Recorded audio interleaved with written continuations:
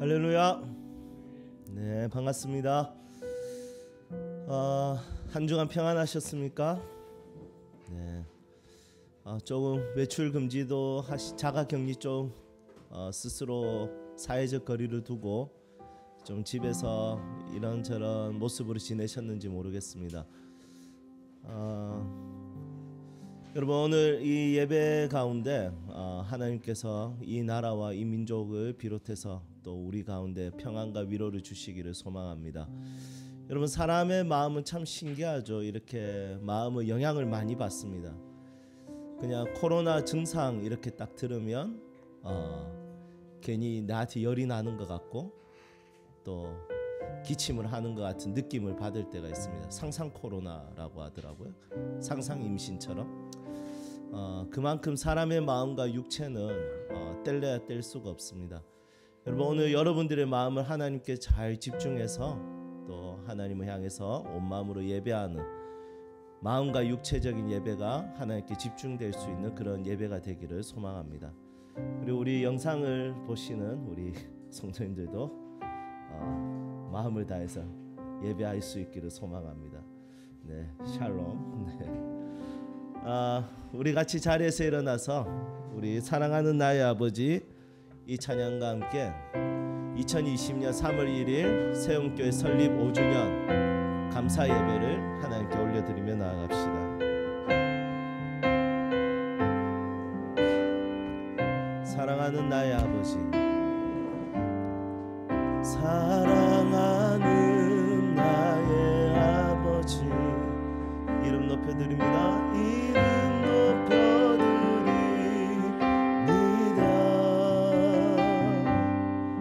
주의 나라 찬양 속에 임하시니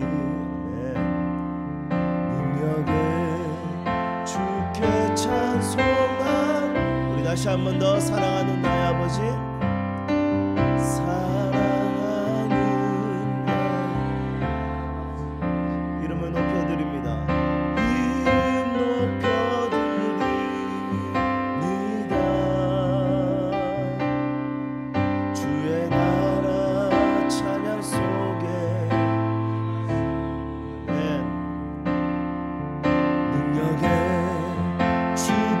찬송하네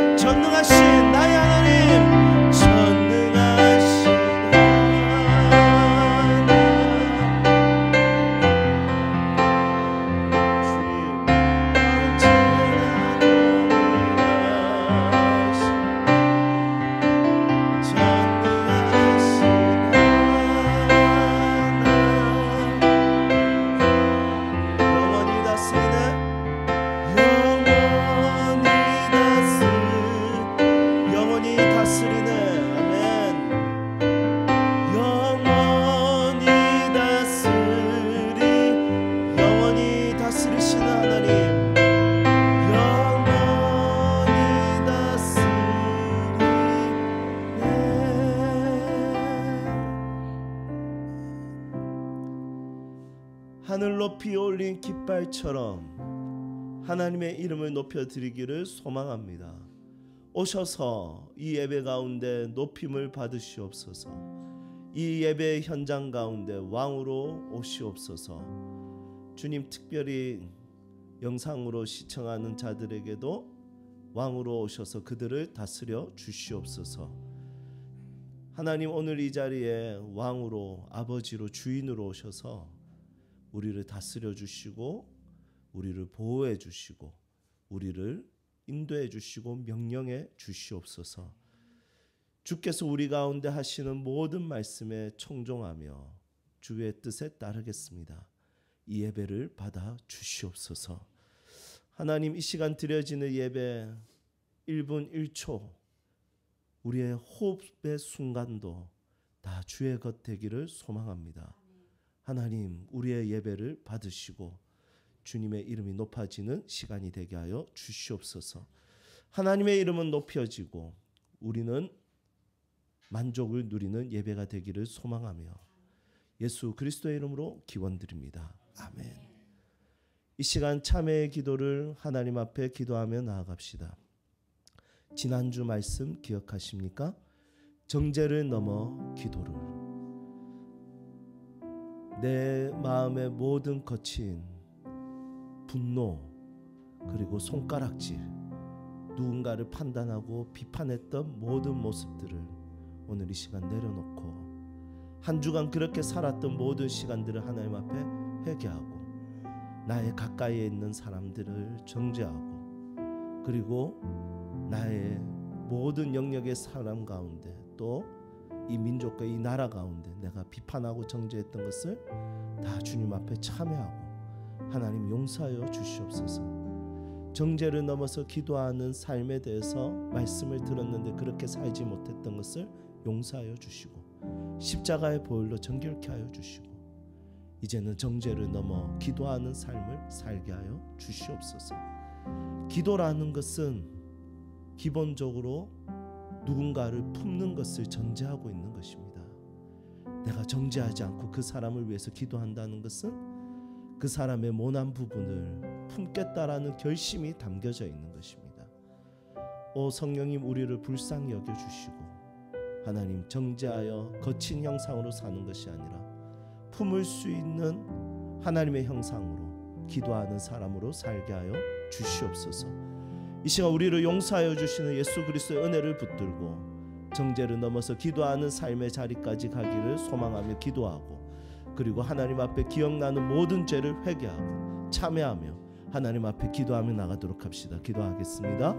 하나님 아버지, 감사합니다. 주님, 오늘 이 시간 하나님 앞에 회개하며 참회하며 기도할 수 있는 은혜를 주시니 감사합니다. 하나님, 우리의 삶을 주께 올려드리며 참회하며 주님 앞에 나아갑니다.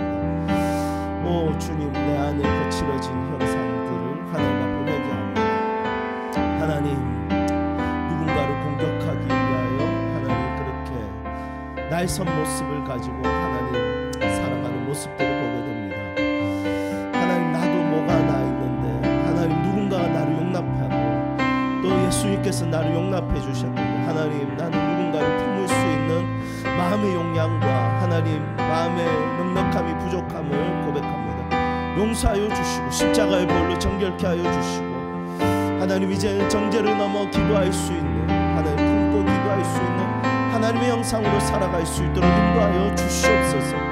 위기의 순간에, 아픔의 순간에, 고통의 순간에 하나님 다른 사람 탓을 하는 것이 아니라 하나님 기도하며 품을 수 있는 은혜를 허락하여 주시고 주님 앞에 그렇게 살기를 결심하고 결단하며 하나님 앞에 나아가는 하나님의 사람들이 되게 하여 주시옵소서.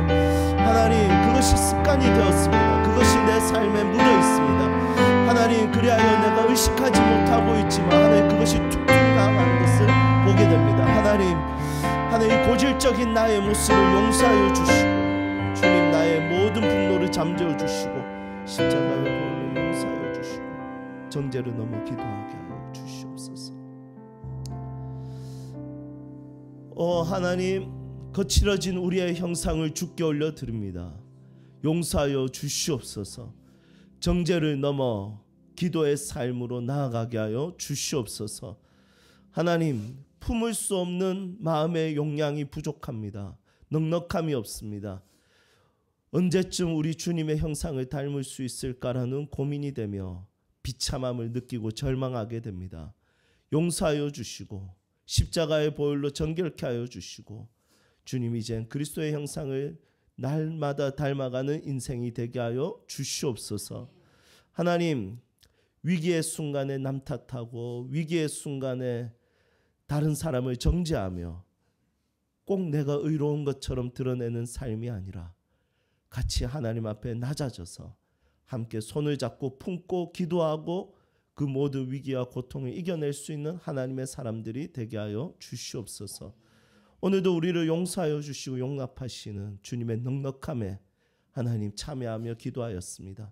주님 은혜를 베풀어 주시고 십자가의 보혈로 정결케 하시고 새롭게 시작하는 한 주는 주와 함께 넉넉한 삶으로 시작하게 하여 주시옵소서. 사랑합니다. 우리를 용서하여 주시는 예수 그리스도의 이름으로 기도드립니다. 아멘. 참여한 자들마다 주께서 주신 언약의 말씀 이사야 54장 8절 내가 넘치는 진노로 내 얼굴을 내게서 잠시 가렸으나 영원한 자비로 너를 긍휼히 여기리라. 내 구속자 여호와께서 말씀하셨느니라. 아멘. 회개한 자들마다 용서받은 자들마다 함께 사도신경으로 한 목소리로 신앙을 고백하며 나아갑시다. 나는 전능하신 아버지 하나님 천지의 창조주를 믿습니다. 나는 그의 유일하신 아들 우리 주 예수 그리스도를 믿습니다. 그는 성령으로 잉태되어 동정녀 마리아에게서 나시고 본디오 빌라도에게 고난을 받아 십자가에 못 박혀 죽으시고 장사된 지 사흘 만에 죽은 자 가운데서 다시 살아나셨으며 하늘에 오르시어 전능하신 아버지 하나님 우편에 앉아 계시다가 거기로부터 살아있는 자와 죽은 자를 심판하러 오십니다. 나는 성령을 믿으며 거룩한 공교회와 성도의 교제와 죄를 용서받는 것과 몸의 부활과 영생을 믿습니다. 아멘. 자리에 앉아 주시기 바랍니다. 이 시간 함께 찬송가 3장 우리 같이 힘있게 삼위 하나님을 높여드리며 나아갑시다.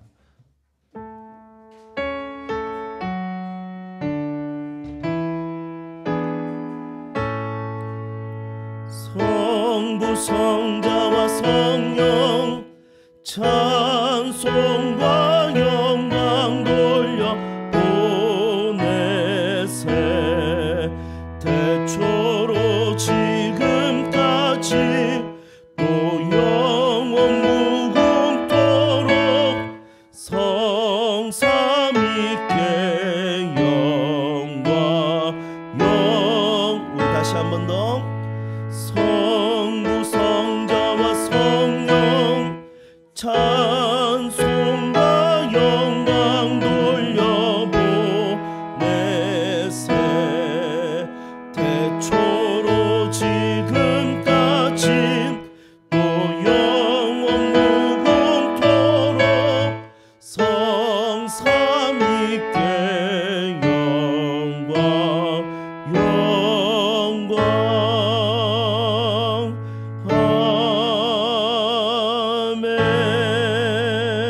영광 이 시간 우리를 대표해서 장도영 집사님 기도해 주시겠습니다.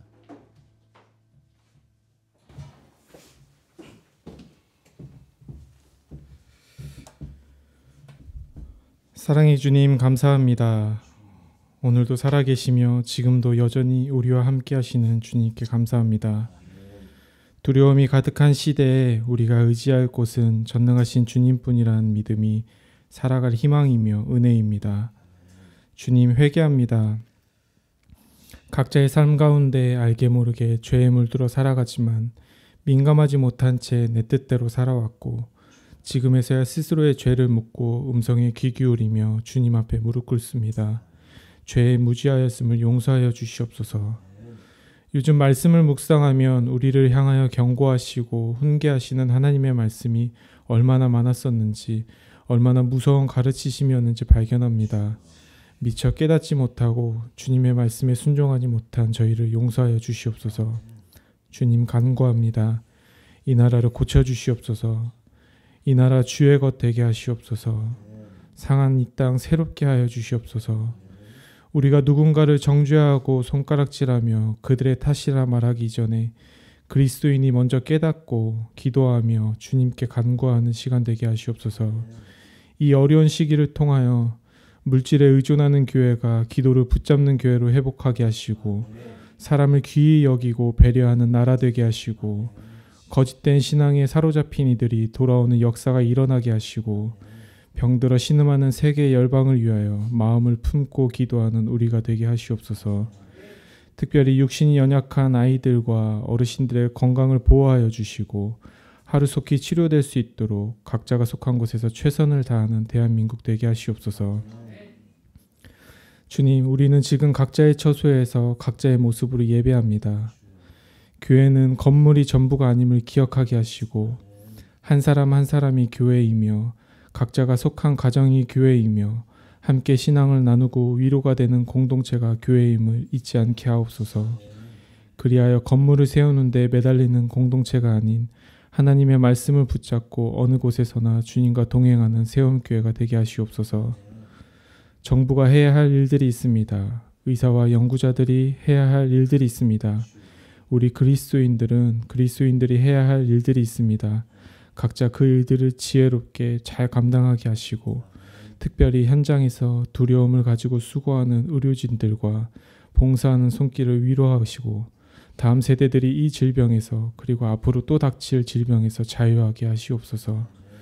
오늘도 이종화 목사님을 통하여 전해주시는 말씀으로 깨닫게 하시고 힘을 얻게 하시고 살아가게 하실 줄 믿으며 살아계신 예수님의 이름으로 기도드렸습니다. 아멘.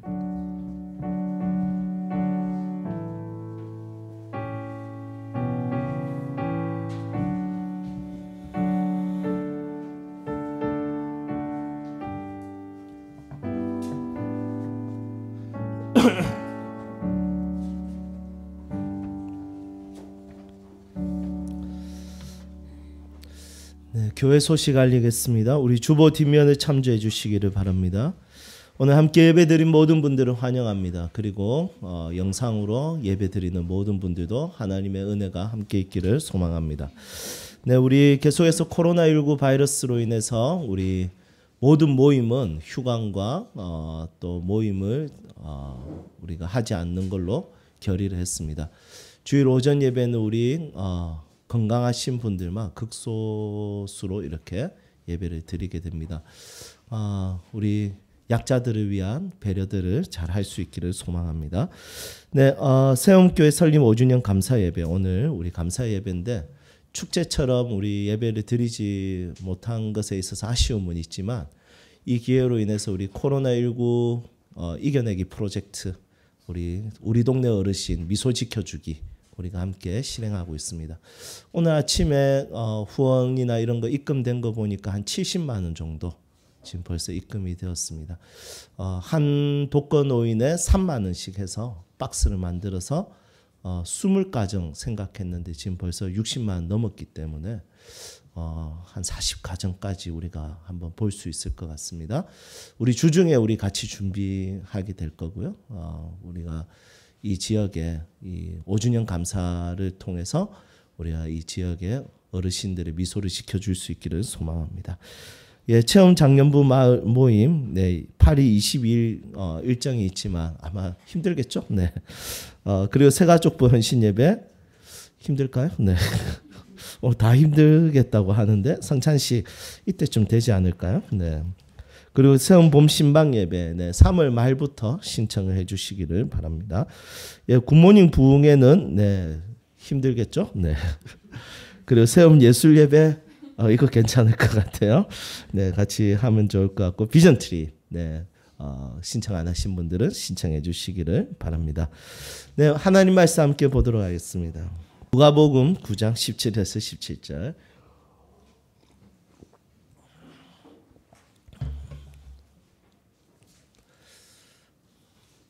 예, 2주 연속 위기에 강한 사람들이 있네. 우리 지난주에 혜지 자매가 또 이 위기에 또 같이 예배 참석했는데 오늘은 또 현지 자매가 우리 지자 돌림 또 위기에 강한 것 같습니다. 예, 잘 오셨습니다, 현지 자매님.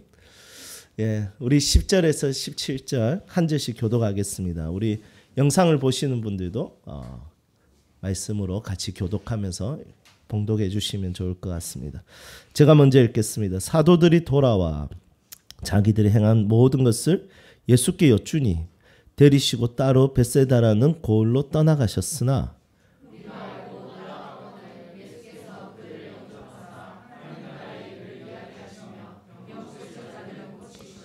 날이 저물어 가매 12 사도가 나와 여짜오되 무리를 보내어 두루 마을과 촌으로 가서 유하며 먹을 것을 얻게 하소서. 우리가 있는 여기는 빈들이니이다.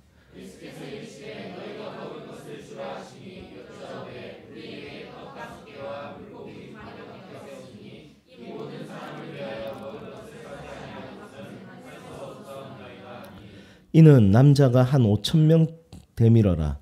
제자들에게 이르시되 때를 지어 한 50명씩 앉히라 하시니 예수께서 떡 5개와 물고기 2마리를 가지사 하늘을 우러러 축사하시고 떼어 제자들에게 주어 무리에게 나누어 주게 하시니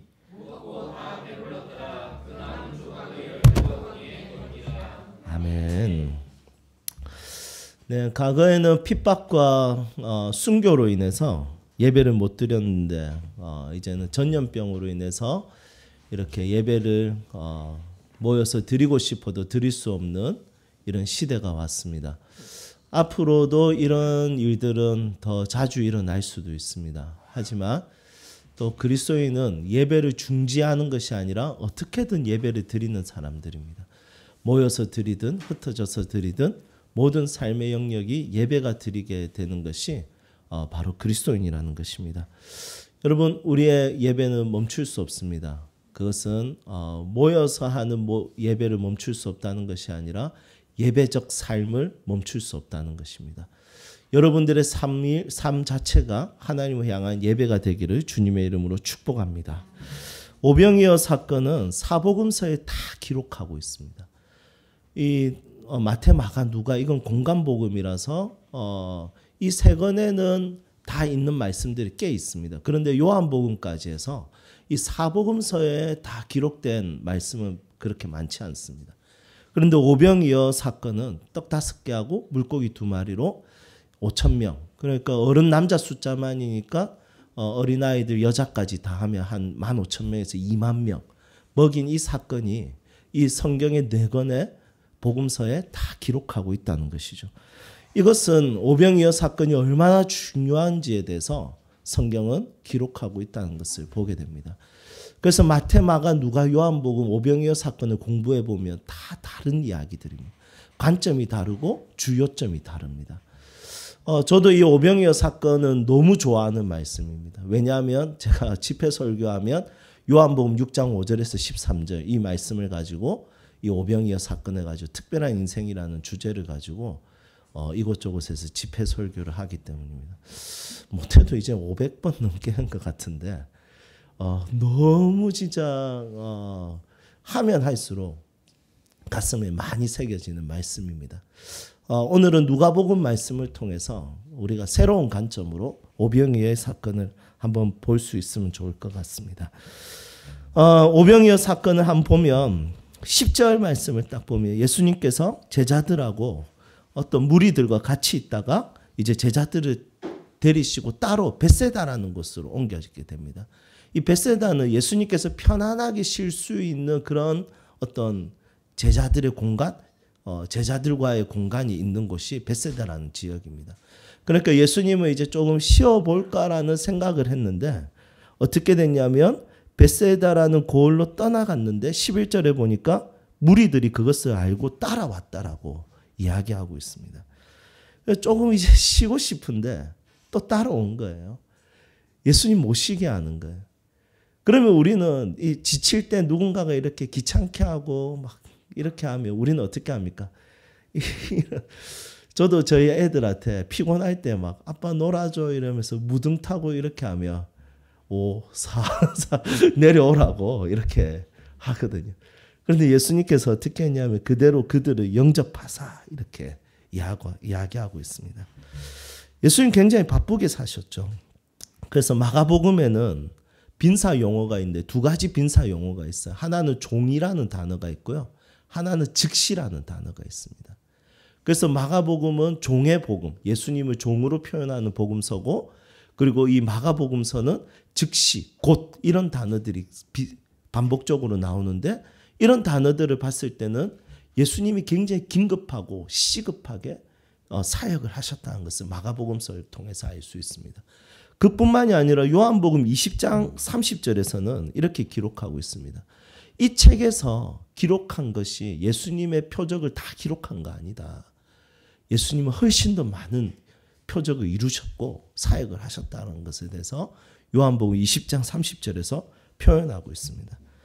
그러니 예수님은 굉장히 바쁘게 사셨고 굉장히 성실하게 사셨는데, 예수님께서는 어떻게 하셨냐면 너무 피곤한 와중에 이제 조금 쉬고 싶다라는 생각이 있을 때, 무리가 왔을 때 예수님께서 그들을 거절하거나 외면하거나 귀찮아하거나 이렇게 하지 않고 그들을 영접하셨다는 거예요. 받아주셨다는 거예요. 여러분, 이게 예수님의 사역이었다는 것입니다. 예수님은 컨디션과 상관없이 사역을 하셨습니다. 예수님은 십자가에서 컨디션이 최악일 때, 이거는 뭐 컨디션 최악이 아니죠. 거의 뭐 죽을 것 같을 때, 죽을 것 같을 때가 아니죠. 거의 뭐 죽기 일보 직전. 하여튼 어떤 표현을 써서라도 이 십자가 위에서는 남 신경 쓸 수 있는 그런 고통의 자리가 아니라는 거예요. 편안한 자리가 아니라는 거예요. 그 자리는 고통의 자리고 아픔의 자리고 남을 신경 쓸 수 없는 자리지만, 예수님은 자신의 컨디션과 상관없이 그 자리에서도 하나님에게 저들의 죄를 용서해 달라고 예수님께서 말씀하셨어요. 그리고 우편에 있는 강도에게, 그리고 네가 나와 함께 낙원에 있으리라고 말씀하셨습니다. 예수님은 항상 타자적 삶을 사셨던 것이죠.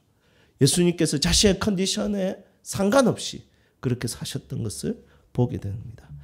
여러분, 우리와는 너무 다른 모습들입니다. 우리는 컨디션에 너무 왔다 갔다 합니다. 컨디션에 따라서 정서적, 마음적, 그리고 육체적 컨디션에 따라서 그분을 예배하는 모습도 결정이 되고요. 그리고 누군가를 섬기는 모습도 결정이 됩니다. 그게 인간의 연약함이죠. 그래서 우리에게는 예수님이 필요합니다. 항상 무조건적으로 나를 영접하시고 나를 용납하시는 그분의 은혜가 우리에게는 필수적이라는 것입니다. 여러분, 이 예수님의 사역에 있어서 한 번 더 우리의 삶에 대한 고민이 있었으면 좋겠습니다. 너무 컨디션에 좌지우지되는 삶은 그리스도인의 지향적 삶은 아니라는 것입니다. 컨디션 때문에 내 삶이 왔다 갔다 하는 것. 여러분, 이것은 우리가 내 삶이 습관적으로 나타나면 안 되는 것입니다. 하지만 어쩌겠습니까? 육체를 가지고 있고 마음을 가지고 있으니 우리의 컨디션이 신앙을 뒤흔들 때가 있다는 거죠. 하지만 소망해 봅니다. 그리스도인은 컨디션으로 사는 사람들이 아니라 그리스도인은 포지션을 가지게 하는 믿음을 따라서 사는 것이죠. 그래서 의인은 믿음으로 살리라 이렇게 말씀하고 있습니다. 여러분들의 삶 가운데 신앙이 믿음을 컨디션이 믿음을 좌지우지하는 것이 아니라 믿음이 컨디션을 좌지우지할 수 있는 그런 초월적 삶에 대한 도전을 여러분들이 할 수 있기를 축복합니다. 오늘 우리 교회가 5주년 됐지 않습니까? 우리 교회가 재정적 컨디션이라든지 아니면 사람에 대한 컨디션이라든지 이런 것에 좌지우지하는 것이 아니라 그분이 부르신 그 길을 따라서 진짜 하나님 앞에 묵묵하게 순종하고 예배자로서 하나님 앞에 사는 믿음의 사람들이 되기를 소망합니다. 예수님은 절대로 접근하기 부담스러운 분이 아니라 누구든지 다가갈 수 있고 그분은 누구든지 용납하시는 분이셨다는 것을 꼭 기억할 수 있기를 소망합니다. 그리고 그 무리들에게 예수님께서 무엇을 하셨습니까? 예수님께서 첫 번째 하신 일은 하나님 나라의 일에 대해서 설명했습니다. 예수님의 주 관심은 하나님 나라였습니다. 하나님의 나라의 일. 그러니까 이것을 예수 믿고 천국 가는 그 하나님의 나라의 일을 뛰어넘는 것이죠. 이 하나님 나라의 일은 하나님의 다스리심 속에 사는 것. 하나님 다스림 속에서 공동체가 이루어지는 것. 하나님 다스림 속에서 그리스도인이 세상에 나가서 하나님의 나라를 이 땅에 오게 하는 것. 하나님의 나라를 보는 것이 바로 예수님의 관심이었던 것입니다. 예수님은 하나님이 다스리시는 나라가 어떤 나라인지에 대해서 사복음서에서 굉장히 많은 부분에 있어서 설명합니다. 하나님의 자녀들이 하나님의 다스림을 받을 때 어떤 일이 일어나는지, 하나님의 자녀들로 통해서 이 땅에 하나님의 나라가 어떻게 임하는지에 대해서 계속해서 메시지를 전하십니다. 그래서 누가복음 4장 43절에서 이렇게 이야기합니다. 예수님은 저 동네에 가서도 내가 하나님의 나라에 대해서 말해야 되겠다라고 가르쳐 줘야 되겠다고 합니다. 그리고 사도행전 1장 3절에서 예수님이 부활하시고 40일 동안 제자들에게 자신을 보이시는데 그때도 어떻게 하시냐면 하나님 나라의 일에 대해서 제자들에게 설명하셨던 것이죠. 예수님의 주 관심사는 모든 복음의 관심은 예수 믿고 천국에 간다 이 정도가 아니라 예수 그리스도 안에서 하나님의 다스림을 받는 삶이 무엇인지, 하나님 다스림 받는 공동체가 무엇인지, 하나님의 다스리심이 예수를 믿는 천국의 구원을 받은 자들을 통해서 어떻게 이 땅에 이루어지는지에 대해서 설명을 하고 있다는 것입니다. 하나님 나라는 우리의 심장을 뛰게 하는 놀라운 단어가 되어야 될 것입니다. 왜냐하면 예수님도 그것을 따라서 사셨던 것입니다. 예수님께서 이 땅에서 하셨던 첫 번째 설교가 무엇이었습니까? 하나님 나라가 가까이 왔으니 너희는 회개하고 너희는 하나님 앞에 나아오라는 것입니다.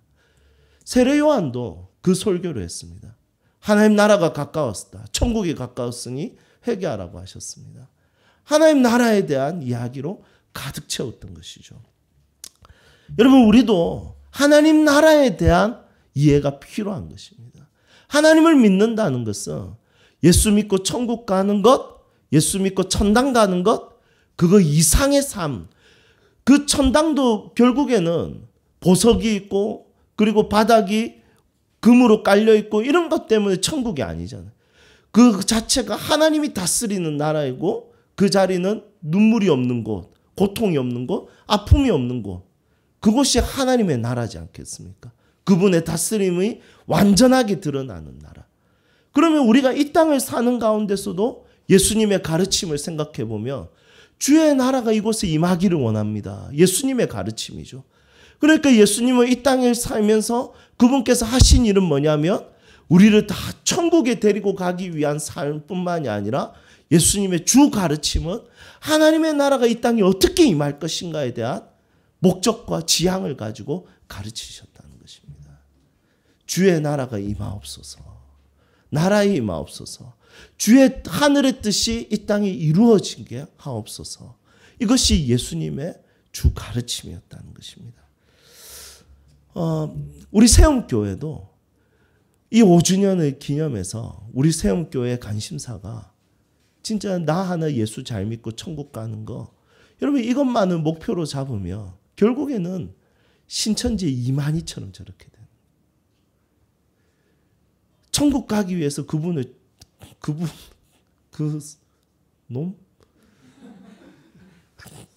그 사람? 예, 나쁜 사람. 그 사람을 따라야 된다고 생각하는 거예요. 그 사람의 가르침을 따라야 된다고 생각하는 거예요. 그러니까 천국 간다 못 간다 여기에 목숨 거는 거예요. 14만 4천 명 안에 들기 위해서 목숨 거는 거예요. 천국에 못 갈까 봐 두려운 거예요. 여러분 우리는 예수 믿기 때문에 천국에 갈 수밖에 없는 자인 거예요. 그러니 이제는 사상이 달라져야 되고 가치가 달라져야 되고 생각이 구조가 달라져야 되는 거죠. 왜냐하면 우리는 예수를 믿고 바로 천당에 가는 것이 아니라 예수를 믿고 어느 정도의 삶을 살다가 가는데 그 삶의 영역 가운데 하나님의 나라를 꿈꾸는 삶, 그 사상을 가지는 거죠. 여러분들이 예수를 믿는 그 믿음으로 예수의 사상을 가졌으면 좋겠습니다. 예수의 가치와 의미를 가슴에 새기고 이 땅에 사셨으면 좋겠습니다. 이 5주년을 맞이해서 우리 교회도 정말 예수님의 사상에 무장되어 있는 그런 교회가 되기를 소망합니다. 그 다음에 이제 하나님께서 이 하나님 나라의 일을 가르치면서 동시적으로 하신 게 뭐냐면 병을 고치셨습니다. 병을 고치셨다는 것은 어떤 의미냐면 하나님의 나라를 위한 예수님의 직접적 사역인 거죠. 직접 사역하신 거죠. 그래서 하나님 나라를 경험한다는 것은 무슨 의미냐면 예수님을 결국에 경험하는 거예요. 예수님의 직접적 사역을 경험하는 곳이 바로 하나님의 나라인 거예요. 직접 병을 고치는 예수님을 우리가 직접 경험하는 거예요. 직접 나를 인도하시고 직접 나를 붙드시고 직접 나를 위로하시고 나를 보호하시는 그분의 은혜를 경험하는 것 자체가 하나님의 나라라는 겁니다. 우리는 살아가면서 자신의 연약함을 발견하고 하나님의 능력과 지혜와 채우심을 경험해서 그분을 더욱더 확신하게 되는 거죠. 이게 하나님의 나라인 거예요. 그래서 우리는 간접적 사역, 누군가가 간증하는 이야기를 들으면서 위로를 받는 거, 아니면 목사의 설교를 통해서 그 설교를 가슴에 새기는 거, 여러분 이런 간접적 사역에만 영향을 받는 것이 아니라 우리는 직접적으로 매일 매 순간 모든 시간 속에서 역사하시고 인도하시고 보호하시고 채우시고 실제하시는 그분의 능력을 직접 경험해 보는 것이 하나님의 나라라는 겁니다. 그래서 그분과의 직접적인 결합, 그분과의 직접적인 연대, 그분과 직접적으로 맺는 관계, 그분의 위로, 그분의 치료하심, 그분의 붙들어 주심을 직접적으로 경험하는 것이 바로 하나님의 나라입니다. 이제 개척을 할 때 지금이야 우리 교회가 이제 안정적인 상황에 가니까 너무 좋은데 초기에는 얼마나 힘들었겠습니까? 저희 가족들하고 우리 장모님하고 또 우리 원인재 조은사님 이제 결혼을 2달 앞두고 있었죠. 그런데 사례를 20만 원 받으면서 결혼을 2달 앞두고 있는 사람이 같이 했을 때 여러분 얼마나 그게 6, 7명이서 앉아가지고 이제 교회를 개척했을 때 순간순간이 절망적이었고 어려웠고 힘들었습니다. 하지만 그럴 때마다 실제하신 그분의 은혜와 위로와 그분의 붙들어 주심과 보호하심을 경험했었습니다. 아내가 휴직했을 때 이거 먹고 살겠나. 교회에서는 제대로 된 사례가 나오지 않을 때 이거 과연 가능할까. 하지만 그때 살이 4kg 더 쪘습니다. 못 먹을 줄 알았는데 너무 잘 먹었습니다. 여러분 인생이라는 것이 그렇습니다. 내가 죽을 것 같지만 하나님의 보호하심을 경험하는 거예요. 하나님의 직접적 사역을 우리는 경험할 수 있는 거예요. 우리가 기도하고 말씀 앞에 서고 하나님을 붙들어주고 그럴 때 내가 하나님을 붙드는 것이 아니라 하나님이 나를 붙들어 주시고 내가 하나님의 말씀이 나를 붙들고 그리고 내가 기도할 때 내가 하나님을 붙드는 것 같지만 그분의 성령께서 내 모든 것을 붙들어 주시는 것을 경험하는 것이 바로 하나님의 나라입니다. 여러분들 삶에 하나님의 나라가 가득하기를 소망합니다. 직접적으로 그분이 나를 어떻게 인도하시고 보호하시고 붙들어 주시는지 그분께서 나를 붙잡아 주심을 경험할 수 있기를 소망합니다. 마지막으로 하나님의 나라를 위한 예수님의 간접적 사역이죠. 여러분 우리가 하나님의 나라를 누린다는 것은 그분의 간접적 사역에 동참하는 것입니다. 우리가 하나님의 간접적 하나님 나라를 위한 예수님의 간접적 사역은 어떤 의미일까요? 말씀 한번 보실까요? 우리 13절 말씀 우리 함께 보도록 하겠습니다. 13절 함께 읽겠습니다. 예수께서 이르시되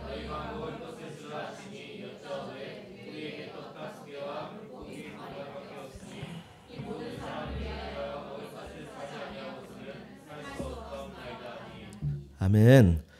여러분 두 번째 우리가 나눠야 될 것은 예수님의 간접적 사역입니다. 예수님의 간접적 사역은 어떻게 이루어졌습니까?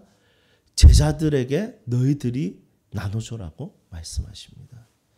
여러분 이것이 간접적 사역이죠. 너희가 먹을 것을 주라.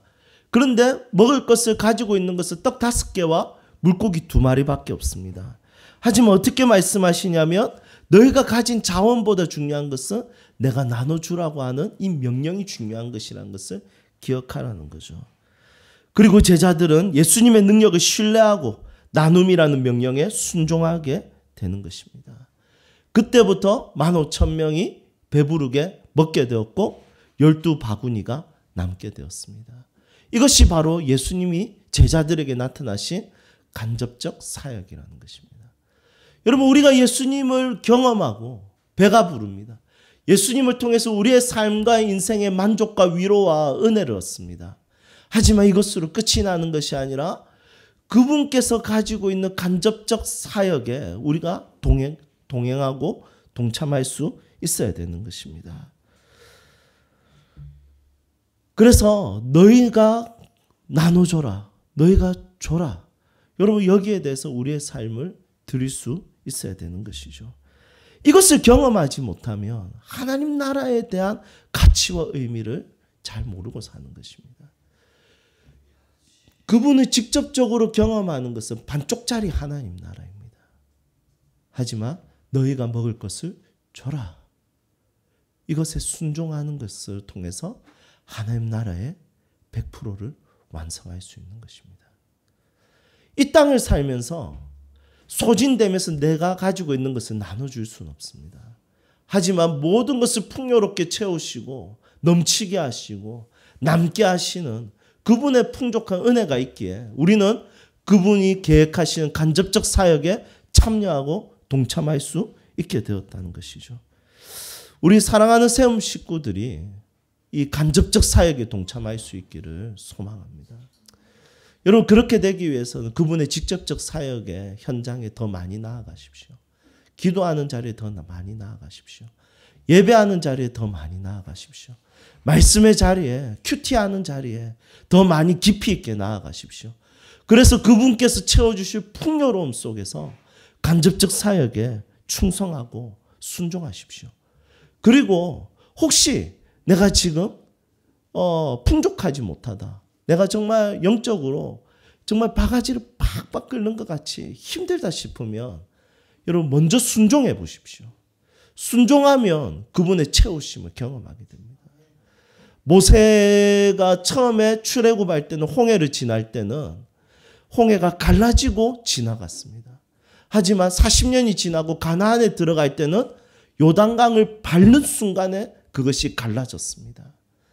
여러분, 어떤 때는 그분이 가르고 난 다음에 지나가야 되는 순간이 있고 어떤 때는 믿음으로 내가 먼저 발을 디뎌야 될 때가 있다는 것이죠. 그리스도인은 나 왜 이렇게 풍족하지 않을까? 나 왜 이렇게 공부할까 싶을 때 나눔이라는 그 자리에 발을 디뎌 보십시오. 그러면 요단강이 갈라지는 것을 경험하게 될 것입니다. 신앙의 초기 때는 그분이 갈라놓으시고 그분이 풍요롭게 채우시는 것을 통해서 겨우 움직일 수 있는데 이제는 신앙의 성장이 있은 뒤부터는 그분이 갈라놓은 것과 상관없이 내가 지나가면 내가 밟으면 그분께서 갈라놓으신다는 것을 믿는 것이죠. 그리고 내가 그것이 안 되면 그분께서 나를 물리를 걷게 한다는 것을 믿는 것이 바로 신앙의 삶이라는 것입니다. 여러분, 법이라는 것을 공부하면 참 신기하고 재밌죠. 저는 성경을 통해서 율법과 하나님 나라와 그리고 고대 근동지역의 법을 좀 공부를 해보게 되었습니다. 그래서 현대 사회에 대한 법에 대해서도 여러 가지 생각을 해보게 됩니다. 여러분, 사회에서 법을 정할 때 그 법을 정하는 기준이 뭐겠습니까? 우선 첫 번째 기준은 뭐냐면 인간의 욕구에 대한 폭주를 하지 못하도록 법을 정하는 거예요. 그리고 두 번째 기준은 뭐냐면 어느 정도 욕구를 채울 수 있도록 법을 정하는 거예요. 어느 정도 인간이 가지고 있는 이 욕망, 욕구에 대해서 그것에 대해서 채울 수 있도록. 예를 들면 우리 교회 애플에 대한 어떤 신봉자들이 많지 않습니까? 그거 사는데 아무도 거기에 대해서 뭐라 하지 않습니다. 법적으로 그거는 금지를 하지 않습니다. 하지만 이 욕구가 폭정이 되어서 내가 사지 못하는 환경이 있는데 옆에 것을 나의 것으로 만드는 게임, 그 놀이를 하게 되면 폭주죠. 거기에 대해서는 법으로 막혀 있다는 거죠. 여러분, 이 섬세한 작업을 하는 것이 법을 제정하고 입법하는 거죠. 저 가정을 세울 때 이 가정이라는 이 작은 공동체에서도 입법화를 시키는 것은 굉장히 섬세한 작업이 필요합니다. 애들의 욕구가 폭주하거든요. 게임을 하고 싶어요. 반드시 하고 싶어요. 그래서 제가 그것을 폭주하지 못하게. 그렇지만 어느 정도 할 수 있도록 그 선을 정해주는 그 욕구를 채울 수 있는. 그런데 아내와 저의 기준이 달라요. 두 사람의 기준도 다르다. 이게 굉장히 섬세한 작업이죠. 그래서 저는 아내는 1시간 이렇게 정합니다. 그런데 제가 이야기하면 3명이잖아. 그러면 한 명당 20분밖에 안 되는데 이건 너무 이거는 비윤리적이다. 욕구의 체험이 전혀 안 된다. 우리 교회 청년들 봐라. 폰 들고 하루 종일 한다. 그런데 얘들은 1시간 주면 20분씩이면 이건 말이 안 된다. 우리 애들은 3명이기 때문에 적어도 2시간 줘야 된다. 아내는 그래도 서로 게임하는 거 옆에서 보지 않냐. 그러니까 1시간이면 각자 1시간 하는 것이다. 여러분 이 법을 세우는 이 작은 가정 2명이서 입법하는데 이거 굉장히 섬세한 작업이 필요한 거죠. 여러분 법이라는 것은 욕구의 폭주를 못하게 하는 작업과 욕구를 어느 정도 채울 수 있도록 하게 하는 그런 작업들이 필요한 겁니다. 굉장히 섬세하죠.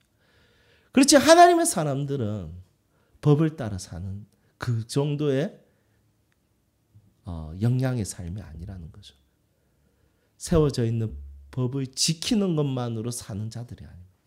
그것을 초월해서 하나님 나라를 위해서 공의와 사랑에 대한 균형을 고민하고 그것을 실행하고 하나님 나라를 이 땅에 이루기 위해서 간접적 사역에 참여하는 것이죠.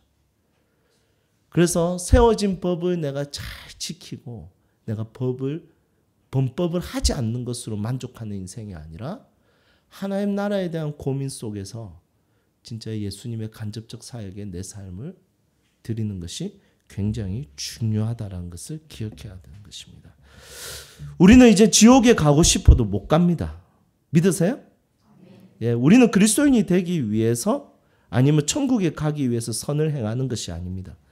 우리는 그리스도인이라서 그리고 천국의 사람이기 때문에 그리스도께서 사신 것처럼 그분을 닮은 성품으로 우리는 이 땅에 그리스도의 간접적 사역에 영광스러운 참여를 하는 것입니다. 여러분 이것을 기억하시고 우리가 함께 나눔에 참여하는 그리스도인이 되기를 소망합니다. 우리 사명선언문 우리 같이 한번 읽어볼까요? 네. 우리 옆에 있는데 우리 한 목소리로 함께 읽겠습니다. 시작.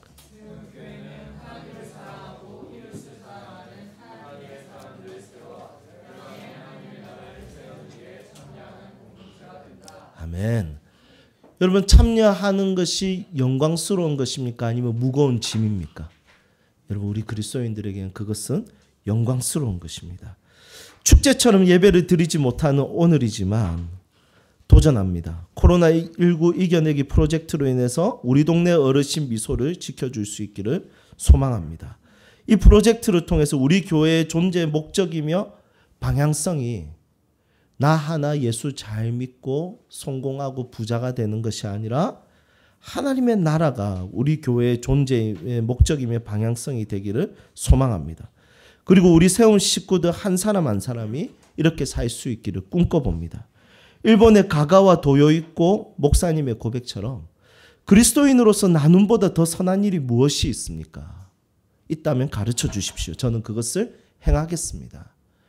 저도 예수를 믿고 살아보니까 가난한 자들에게 나눠주는 것보다 더 큰 선이 무엇인지 아무리 고민해도 아직은 발견하지 못했습니다.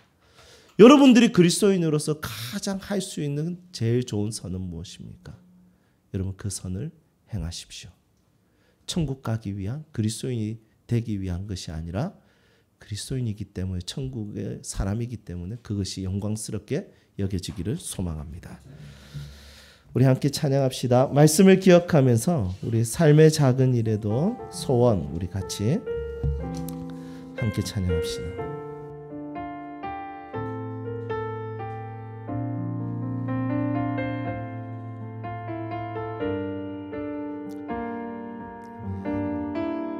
삶의 작은 일에도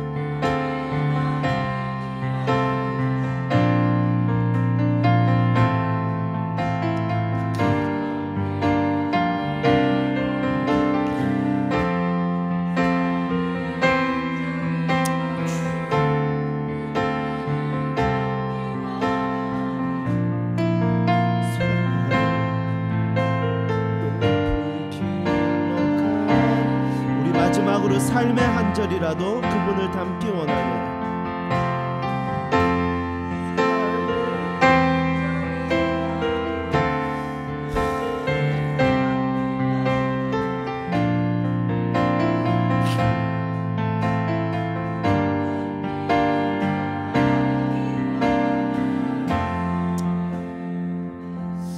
여러분 아멘입니까? 정말 간절해지네요.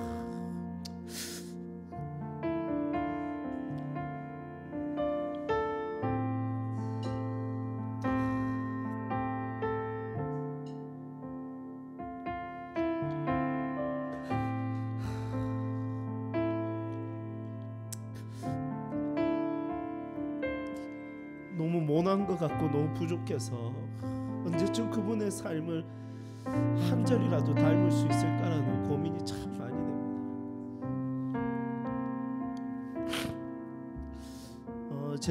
제주도에 제가 아는 목사님 계신데 그분은 다리가 참 고등학교 때 덤프트럭에 사고가 나서 다리가 불편한 목사님이세요. 제주도에 이제 5년 이상 있었지만 한 번도 한라산을 오를 수가 없었답니다. 왜냐하면 너무 높아서. 그런데 이 목사님은 항상 고백하는 게 제주도에 수많은 오름을 올랐답니다. 왜냐하면 다리가 불편해도 그 오름을 오르는 데는 괜찮았기 때문입니다. 그러면서 이 목사님이 했던 기도가 하나님, 내가 누군가에게 산과 같이 감히 접근하지 못하고 오르지 못한 인생이 아니라 누구라도 오를 수 있는 오름과 같은 삶이 되게 해달라고 기도하는 모습들을 보았습니다. 여러분, 우리 교회가 그런 교회가 되면 좋을 것 같고 우리 삶이 그런 삶이 되기를 소망합니다. 우리 같이 오늘 말씀 붙들고 함께 기도했으면 좋겠습니다. 기도하겠습니다.